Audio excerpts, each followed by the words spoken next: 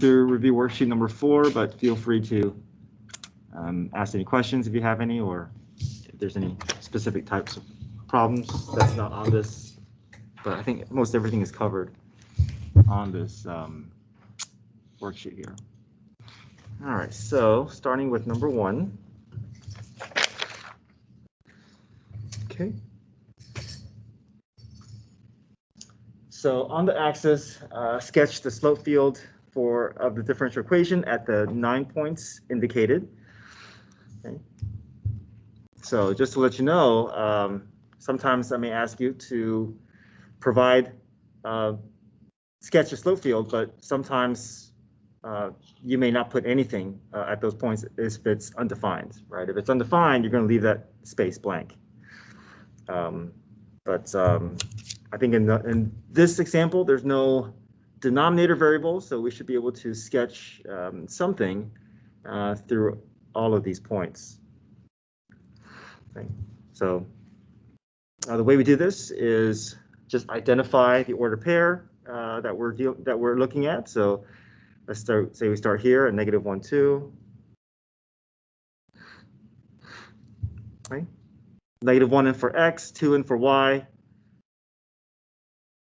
And I get -2 times 3, which is -6. So accuracy is not that important as long as you sketch something that resembles the graph or that slope. So -6, we can sketch what we think is -6 through that ordered pair. Okay, just repeat the process for all the ordered pairs.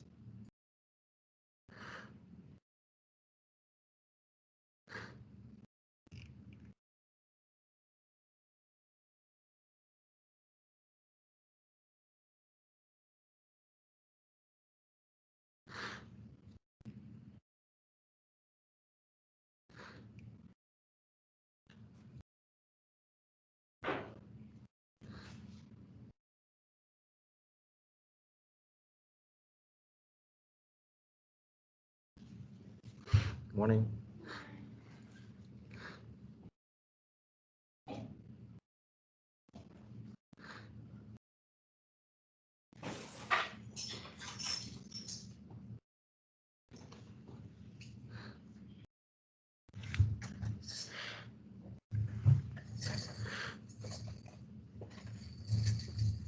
Okay. But if you were to, if it ended up being 0, then you would sketch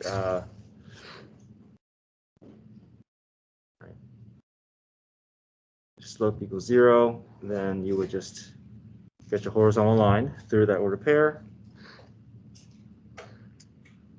If dy dx, let's say, were something like undefined,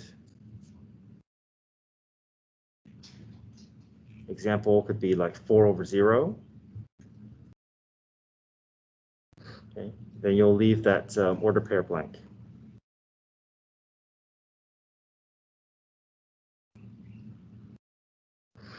Okay, no vertical lines. Okay, no vertical lines for undefined.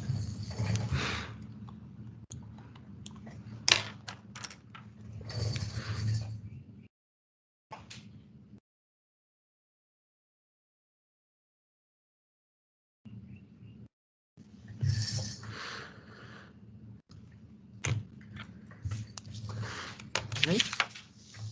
Any question with 1A? Okay. For B, solve the differential equation. So we're going to take our derivative and go through our steps. Right, separate the variables, and I'll work on the separate sheet here.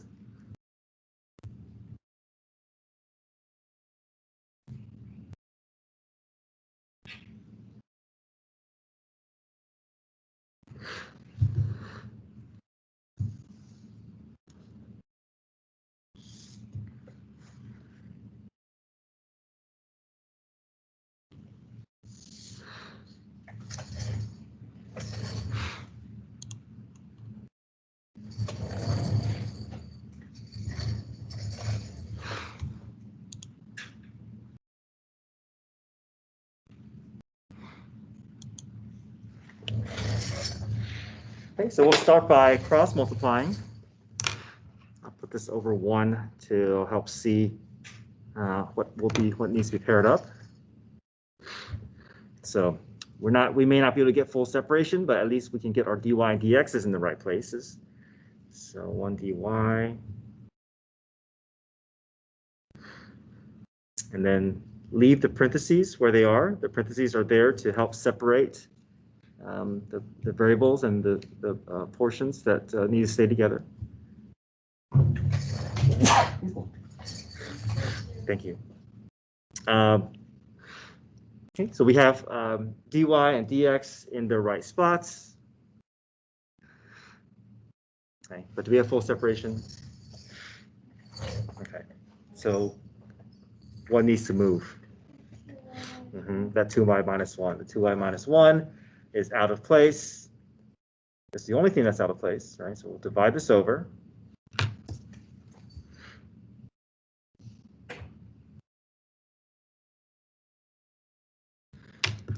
So now let's look. We should have full separation now.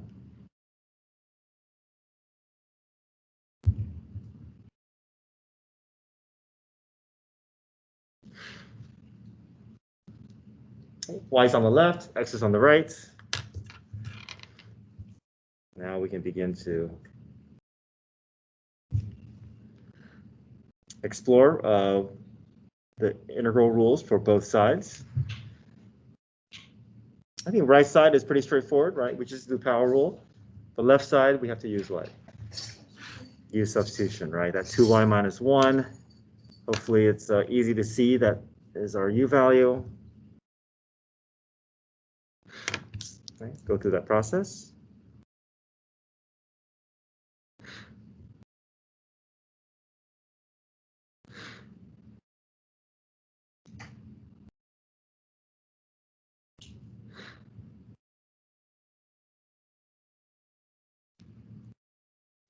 Make our substitutions.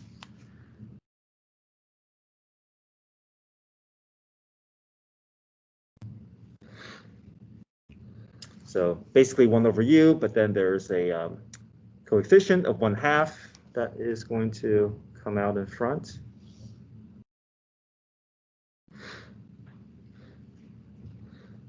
Okay, so now we have both sides at the same level. And I'm just going to go ahead and take the antiderivative of both sides at the same time. Okay, left side is just natural log rule.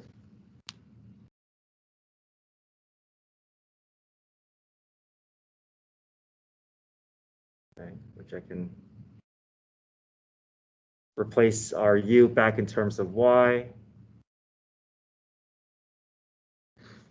The right side, just power rule.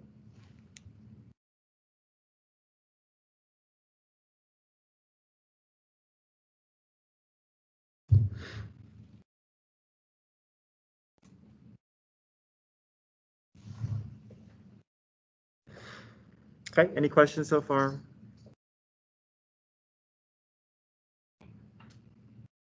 Okay, we're moving on to our cleanup process because we have the antiderivative.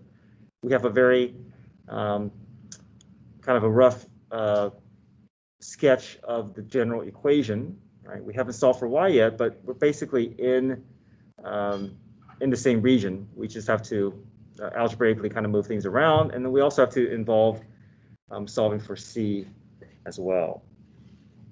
I'm always looking at the left side to see if there's anything, even if it's a small thing, to what I can do to clean things up. I see that 1/2. I'm going to go ahead and deal with that. So I'm going to multiply everything through by 2. Let's just make things easier as we continue our problem. So a bit of a reset here. I multiply 2 through the entire equation.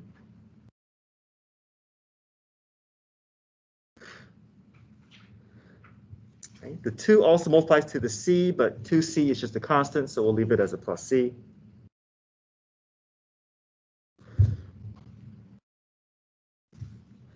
Okay, continue reducing if I like. Take that 2/4, make it 1/2. Okay. Okay, so we have a decision here to make. Do we want to solve for y first, or do we want to solve for c using the ordered pair? And typically, if I see natural log, I like to wait because I know that there's a cleaner equation waiting for me at the end. So I'll go ahead and solve for c first. Okay. All right, so to get that natural log out of the way, I'll involve base e.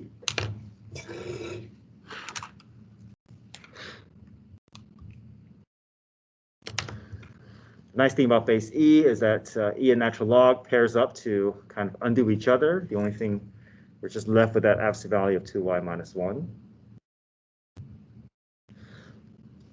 And it's e raised to, now all this is sitting in the exponent region.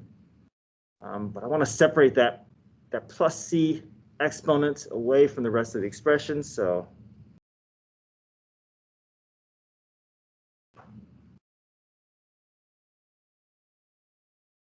I'll use that property, allowing me to separate exponents. I'm using this use property here. If I have a to the m plus n, I can split that up into a to the m times a to the n. So notice how a plus in the exponent all of a sudden is brought down to be a multiplication. So that's what happens here. Okay. We know this plus this times e to the c is just a big c value here. Push that c out in front.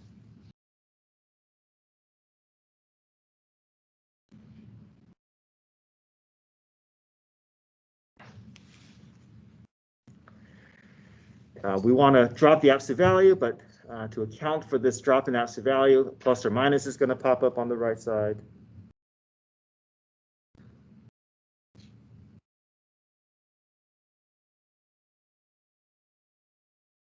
Okay. But we know c can represent both positive and negative constants, so we can just let it be part of c and just drop that plus or minus.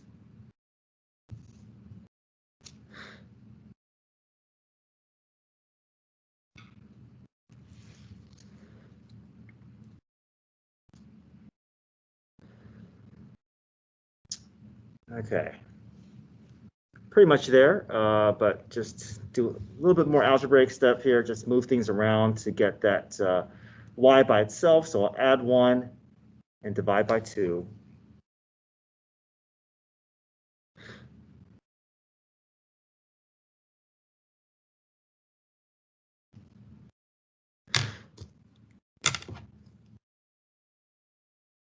So let's go ahead and divide 2 to both sides of the equation here.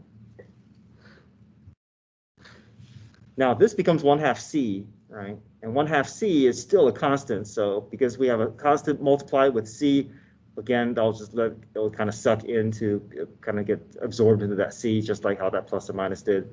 So that 1/2 c or c over 2 can just become c.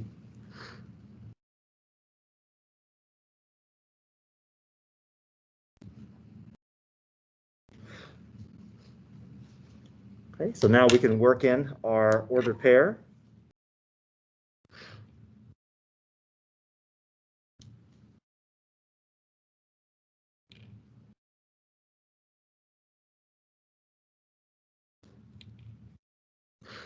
Okay, 0 for x, 1 in for y.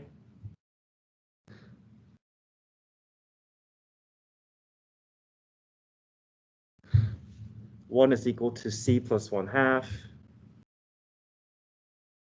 So subtract 1/2 from both sides, c equals 1/2. Okay, so now we can update our equation here.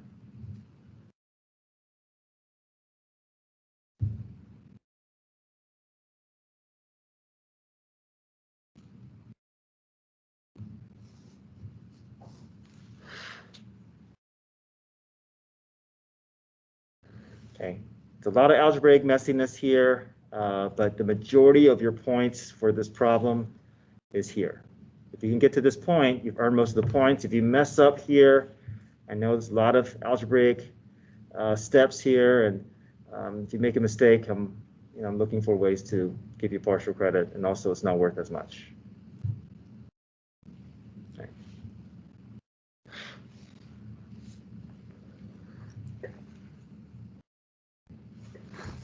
All right, any questions?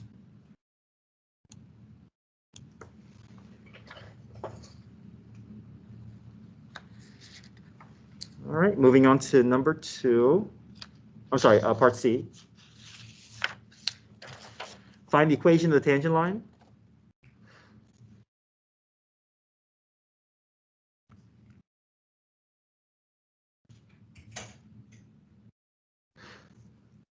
Order pair at 0, and it's the full order pair was provided at the beginning of part B, so we'll use that.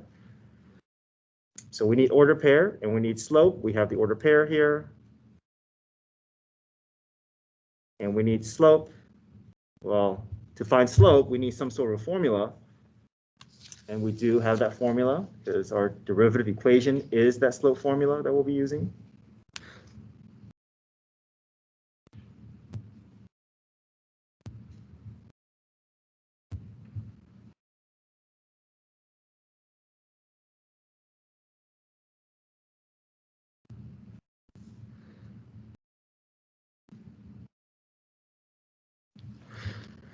-3 times 1 is -3. There's our order pair. There's our slope. Now point slope form.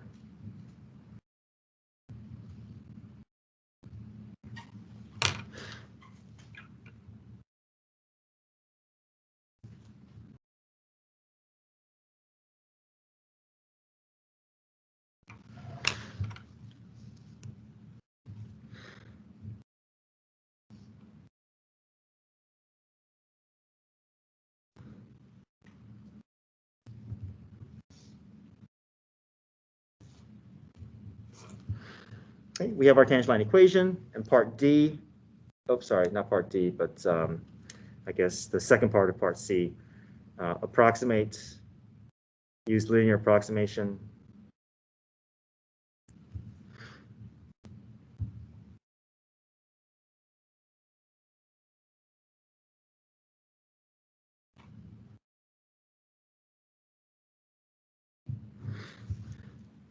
Okay, so all we do is take that decimal and dump it into the equation, right? So linear. So look at how this concept is named. Linear. So we know we're dealing with a line. Approximation. So that's where the decimal comes in. So we're using a line to approximate a value. So just put that decimal into the equation. If I solve for y first, I'll just get that y by itself, and now I can put that 0.2 in.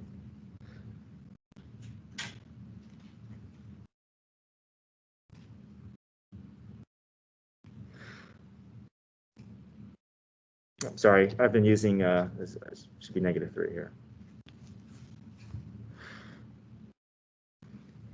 Okay, 0.4, use your calculator.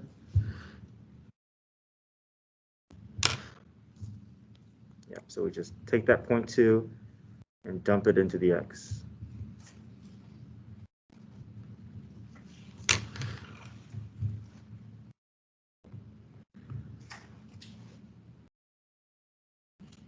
All right, any questions?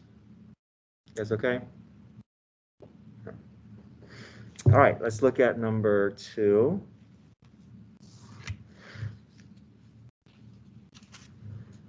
Now let's continue putting on a separate sheet here.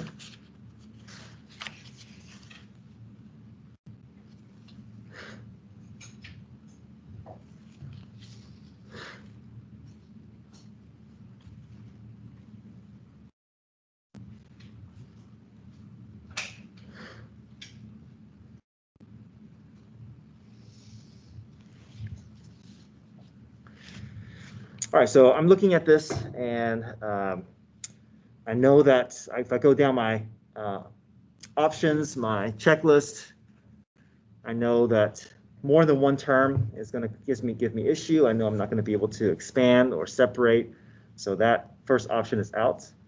Second option is use substitution. Okay, maybe we can deal with a use substitution, letting it be this portion inside the radical. So I think that should work out, right? Letting that u value be what's inside the radical. But we can rewrite first. And also we're going to ignore the bounds, right? The bounds are the last thing that we do.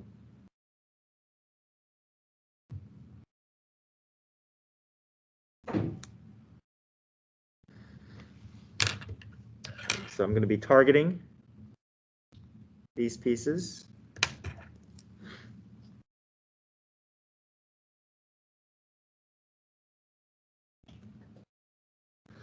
Okay, du dx. Okay. The rule for e to the u is just e to the u times u prime. So the 1 goes away. 2 is the coefficient, so that stays. So 2e to the x times u prime times 1. Looks like that's not going to produce anything. All right, cross product, or solve for x, or solve for dx.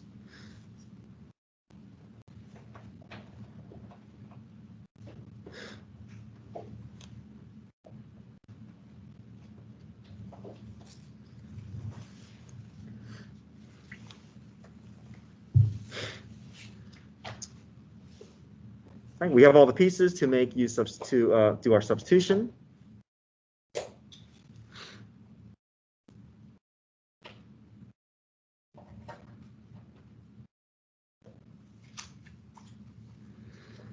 And this is a good sign, right? We have that the u value, the derivative, is able to handle this leftover numerator term, and we're able to remove it, right? We can't go forward unless all the x's have been resolved, and that's a good sign. We know u substitution is working, and we're able to eventually pair or match with the integral rule that's available to us. Okay. Push out that 3/2.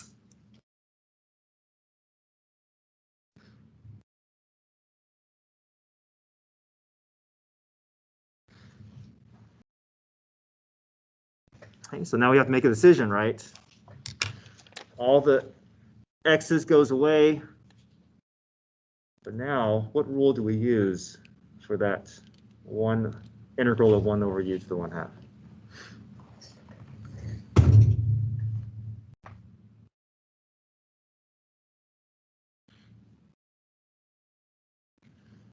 What do you guys think? Yeah. This is not natural log. I know that u in the denominator, it kind of looks like this rule, right? But this rule is only for u to the first power. If it's any other power, this cannot adapt to that. We got to use this power rule. But to do power rule, what needs to happen? Right, this is out of place, right? We need to do some adjustment that u need to be in the numerator, which is going to force that exponent to be a negative, and then that's our starting point. Now, then we can do power rule.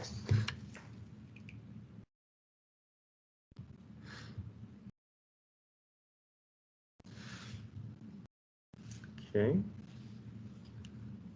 Go through power rule.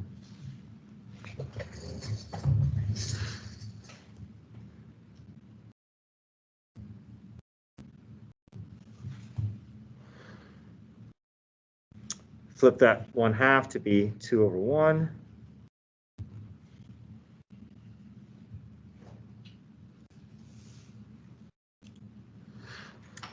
Cross the 2's out. I'm just left with 3. All right. Do I include a plus c here? No. Okay. Why not? Why no plus c? Because we have bounds, right? So that's something that's on the quiz. A lot of students wanted to include a plus c. That plus c just ends up washing out. Okay. So there's no plus c for bounds. If there is no bounds, if it's indefinite integral, then we're creating a general equation. So we want that plus c, but not if there's bounds. Okay, so let me do the method that most students prefer is bringing the u back in terms of x and then using the bounds. But right now, we're not ready, right? We can't use the bounds with the u because these are mismatched variables. 3 and 0 are in terms of x. This is obviously in terms of u. So we bring this back in terms of x. I get 3, replace the u.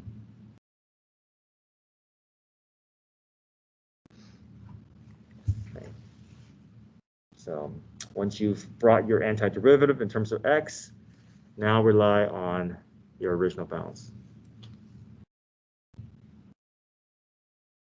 Upper bound gets evaluated first.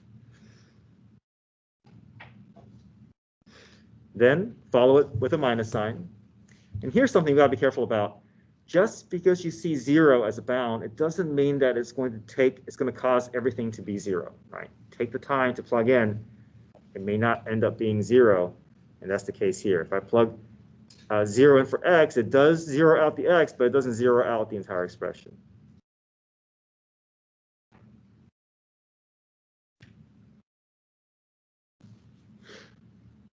Okay, I'm not looking for you to clean things up too much. As long as you are able to show the step, you've earned that credit.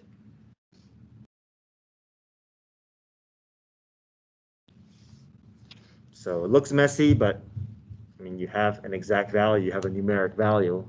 That's what I'm looking for at the end. Okay, so I call this option 2. I know most students prefer this method.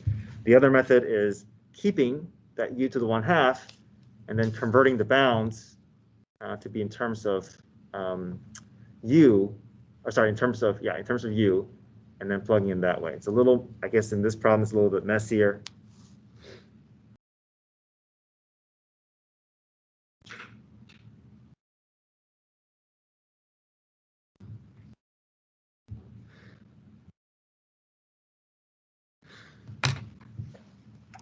And the way that we convert bounds is we use this assigned expression for u.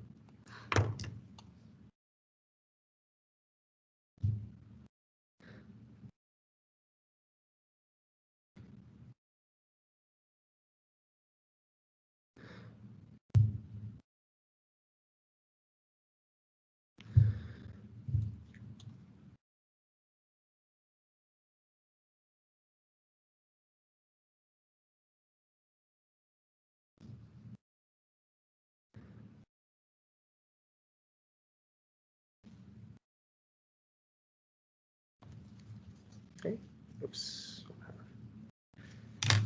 We get the same thing, just make sure whichever method you choose that you're choosing one of these methods.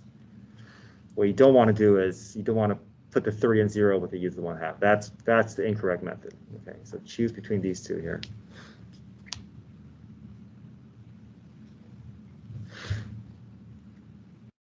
All right, any questions with 2?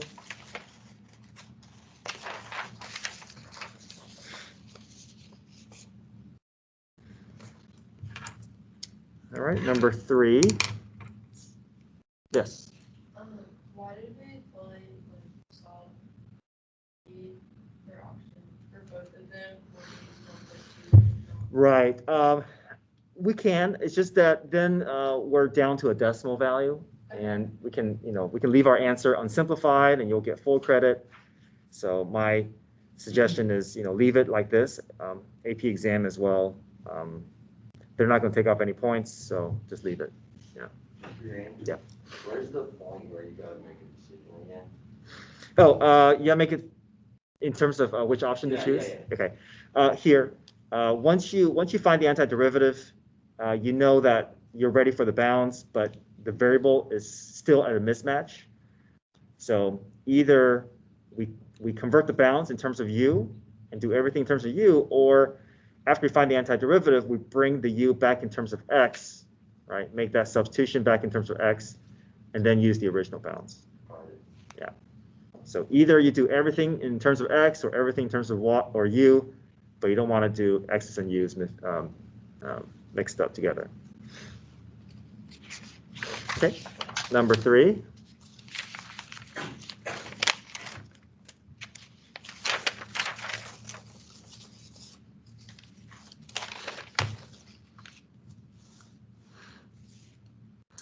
All right, the rise in population of a town is directly proportional to the number present at any given time. So we know that's P prime is equal to KP. So that's the differential equation. And then the general equation is P equals CE to the KT, right? It's always going to follow that pattern. Okay, so part B. We know that everything we're going to organize using order pairs. Time being the independent variable. Population being the dependent.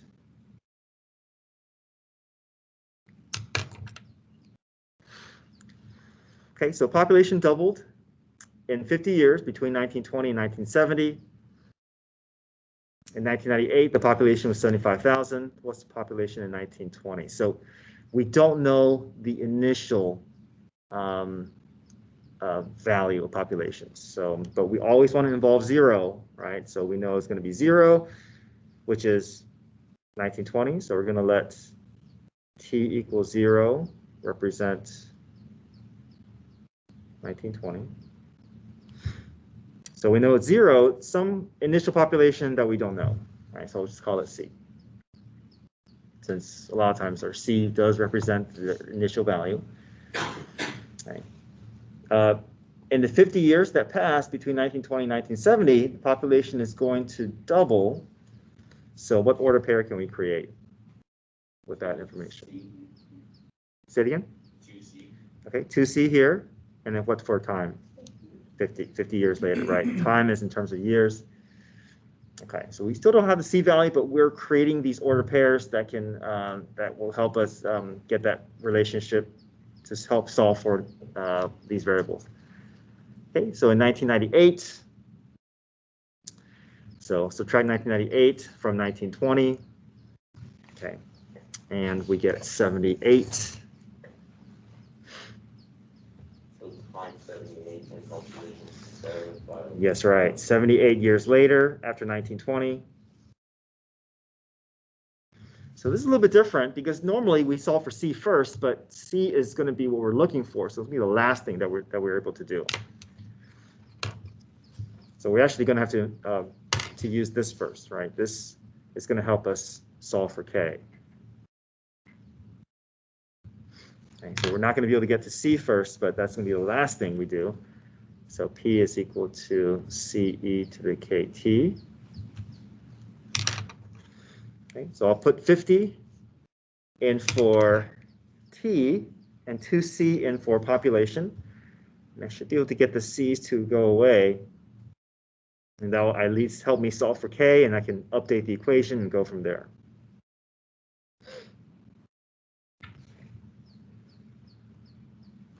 Okay. So just like what we want the C's to go away, help us isolate our K, which is sitting up in the exponent. We want to bring it down. We'll have natural log. Have natural log as part of our equation. Bring that exponent down.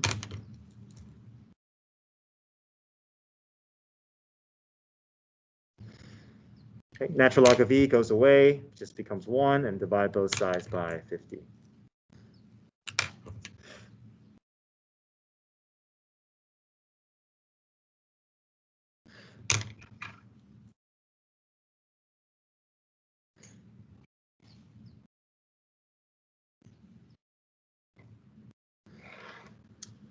All right, let's update our equation. We still don't have our C value, but at least we can have our K value represented.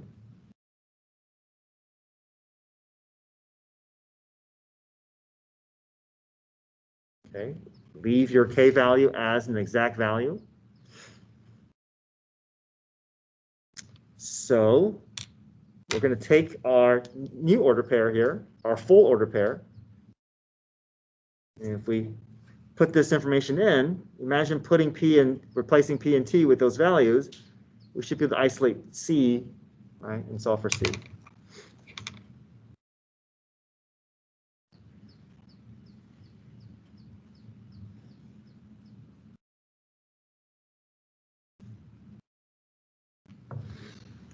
Now this whole thing is just a number, so we can just divide this whole number over. There's no need to involve natural log or anything messy. This is just a messy expression for a number, but we divide it over, and we divide it over, then we can solve for C, and we have our answer. And use our calculator to do all this work.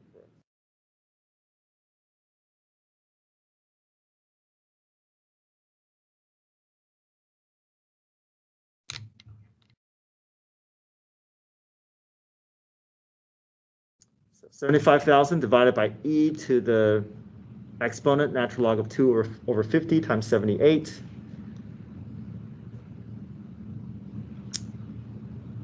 And we're just going to round to the nearest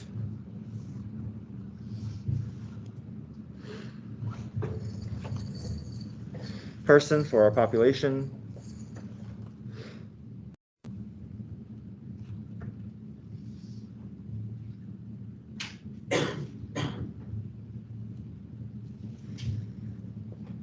Okay, questions?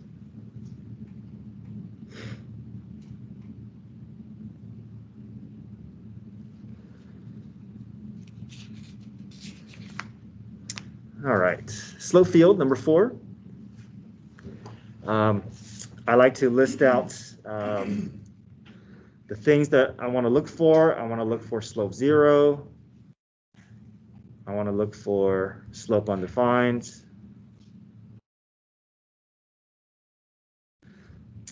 I want to look for positive slope. And I want to look for negative slope. Slope 0, I'm looking for horizontal lines, and maybe there's a horizontal line at x equals 0, but it's kind of, I don't know if that is part of the marking for our y values, or whether that's it looks like it could be, but maybe it is, but it's not very clear. I'll put a question mark there. I'm gonna see if I can circle back to that. When x equals 1, we counted the horizontal line. When x equals 1. When x equals 1 and y equals like 9 or something.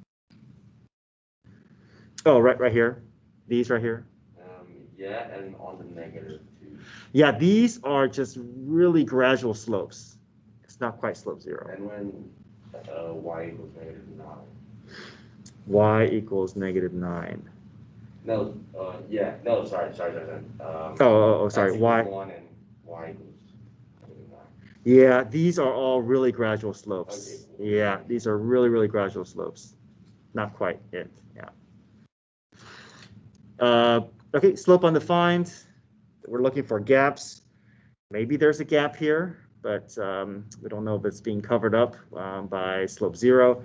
So anything that's happening along the axis, I kind of want to just put a question mark. I'm not exactly 100% sure. Okay, do you see a pattern of where positive slopes are occurring? Yeah, I think in all this region, right? Do we see how all these are kind of variations of positive slopes?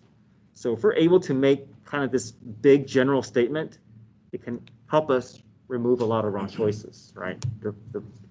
The more general your statement, the easier it is to eliminate wrong choices. Yep, so I would say quadrant 1 and quadrant 4, basically when x is positive, when x is greater than 0. Okay, and then negative slopes. On the left side. Yeah, looks like it's completely dependent on the x value, right? When x is negative, as long as x is negative, that's enough to cause all this, all the slopes to be negative here. So we made some, I know we're kind of questionable about these two, but this should help us eliminate a lot of wrong choices. Okay, so when x is positive, right? If you want, we can test an order pair just to give it that confirmation. If I plug 1, 1, I should get a positive for sure. And we can eliminate wrong choices here, because if I put 1, 1 here, I'm not getting positive at 1, 1, and I know that's out. Okay.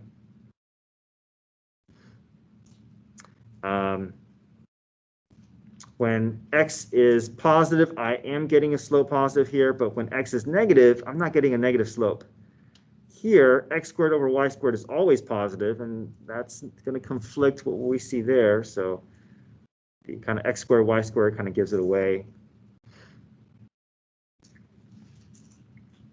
X over y cubed, I'm looking at that going, okay, that y cubed looks like it has some say as to what the slope is going to be when y is negative or y is positive. That could influence what my slope is going to be. It's not completely dependent on x. And if I test an ordered pair, such as -1, -1, oops, -1, -1 is down here. I'm getting positive, and that is not consistent with what we know to be true.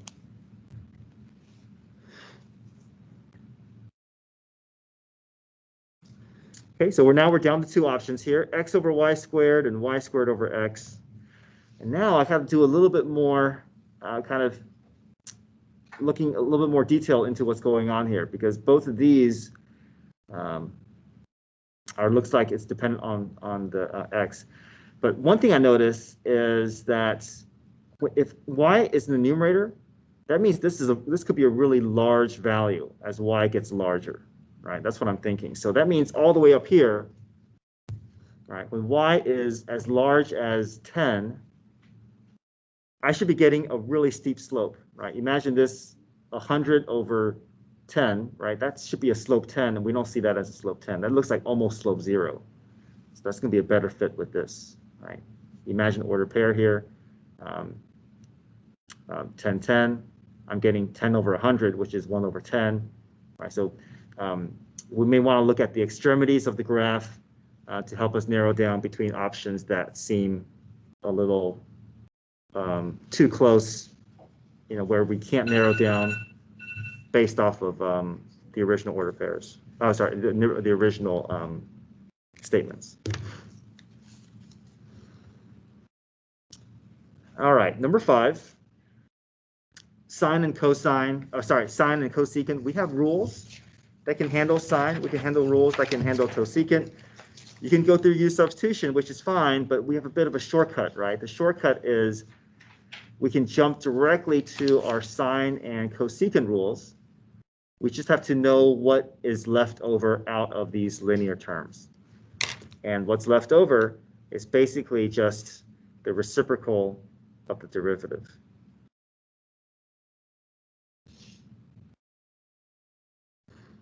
That's the leftover. So what's the reciprocal? What's the derivative of pi over 3x?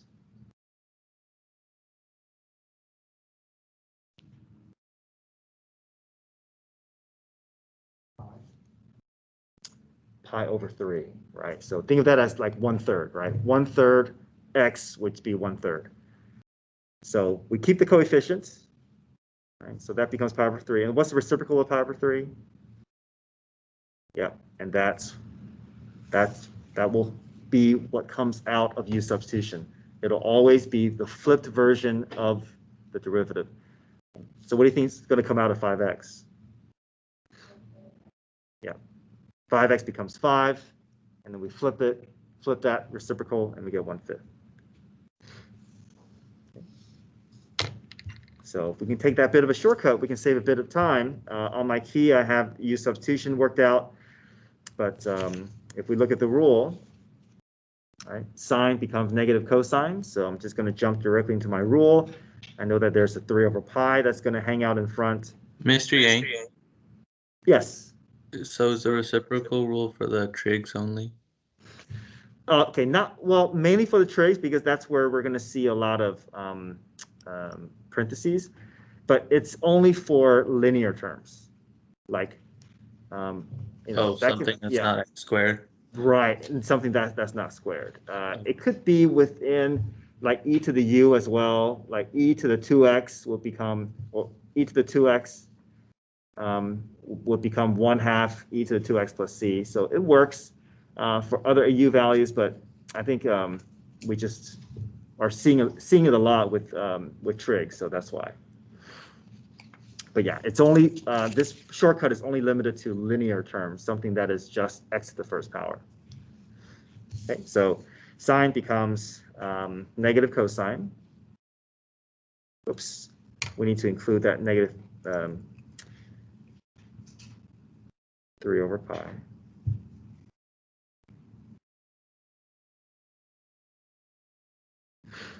Okay, and then cosecant becomes negative natural log cosecant u plus cotangent u, and we know that there's going to be that 1/5 that's going to hang out in front.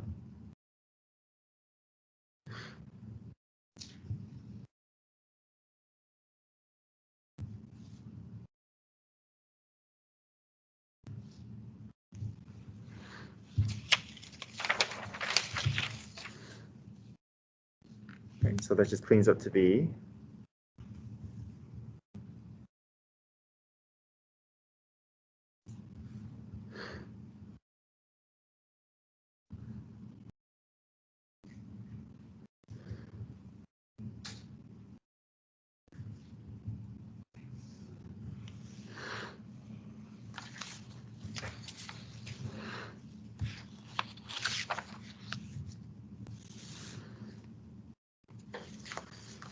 all right. Number 6, if we go through our steps here, too many terms in the denominator, we're not going to be able to do expansion.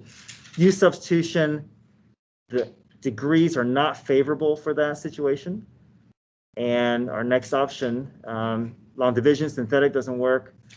But if you look, my degree is pretty sizable gap between my denominator degree and my numerator degree. That difference is 2 or more, so we know that our trig may be a good fit.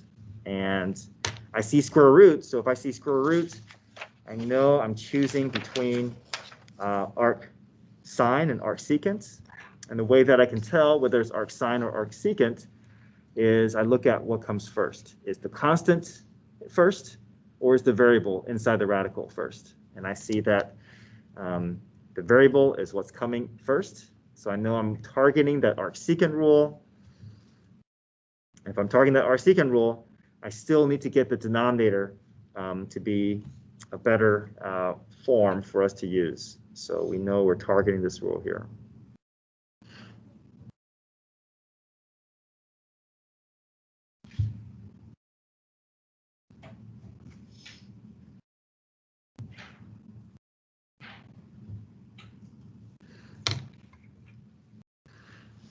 Okay. We can get that, we need the denominator to be with the appropriate form. We need squared to show up, so we can pull the correct a and u value.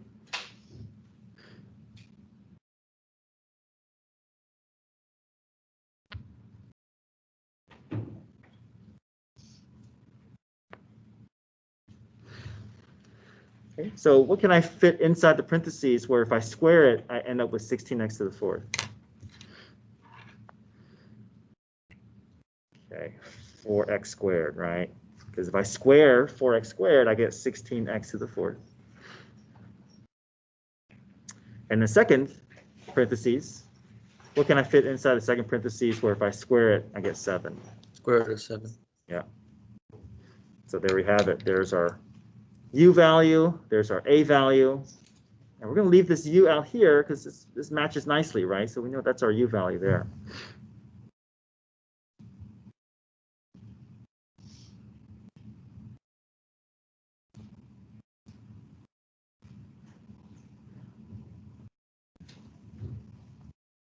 Okay, we make our substitution here.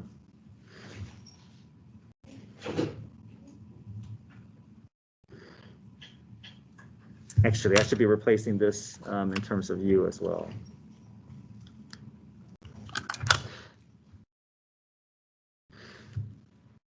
Okay, du over 8x. Push the 3 and 8 out in front. We have our coefficient, and now we can apply our rule. So 3/8 comes first, and the rest 1 over a. My a value, whoops, my a value, I forgot to put it down, is root 7.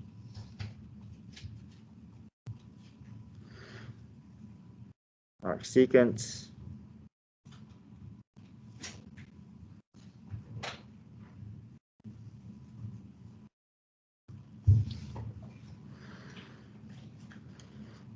Okay, number 7, we see that there's that difference, that gap of degree 2. There's no square root. We know this is our tangent. So we have to get that denominator to be in vertex form. So to do that, we're going to fill in the space with b over 2 squared. Our b value is 16, so 16 over 2 is 8. 8 squared is 64.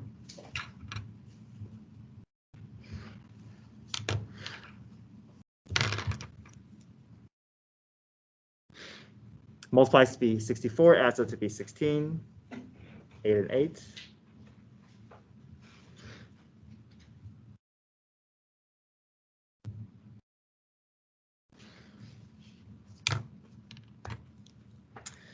Get the form to show up. This is already set to go. But the second, this 3 is not quite ready, so 3 is going to show up as what? What squared is equal to 3?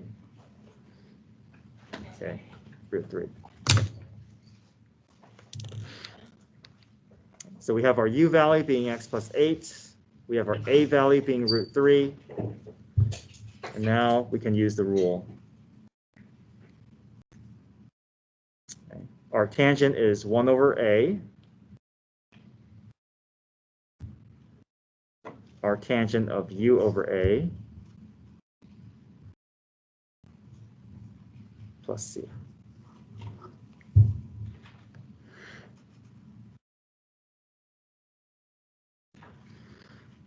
Okay, I'm running out of time here, so I just want to briefly go over the key. Number 8, notice that there's that sizable gap between the numerator and denominator term, but now the numerator is higher, and the denominator is only x to the first power, so we can use synthetic division or long division, but I think synthetic division is faster. So we put a -1 outside because of the x plus 1, change the sign. And then we list out the coefficients in front of all these terms. We start off with 2 representing the x cubed, but we need a placeholder for x squared, a placeholder for x, and then the constant. So all of the degrees are represented here. So 0 for x squared, 0 for x, and then we go down the process, right? Bring the first term below the line, multiply and add, multiply and add, multiply and add. And when you do synthetic division, your first term is now going to be 1 degree lower. So we start with x squared, followed by x, followed by the constant, and followed by the remainder. We haven't solved the problem yet. We still have to go through power rule. So usually it's going to be first terms being power rule, the last term being u substitution. In this case, it ends up being natural log.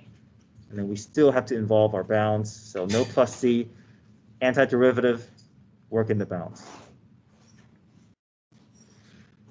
Okay, and number 9, something that helps is this x cubed is kind of, that's natural log of x cubed is kind of difficult to work with.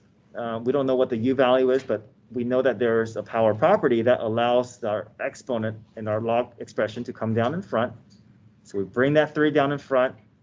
We make it 6x natural log of x dx. And it becomes more apparent that this is too complex for one rule to handle. We go through u substitution. Our u value is that natural log of x, which will handle this x. And it'll end up cleaning up to be just 1 over u, natural log of u, and then replace the u back in terms of x. All right. Good luck on your, with the rest of your studying. See you guys in class. And first period needs to get ready for taking the test. All right, have a great day, guys. See you in class. Thank you. Thank you.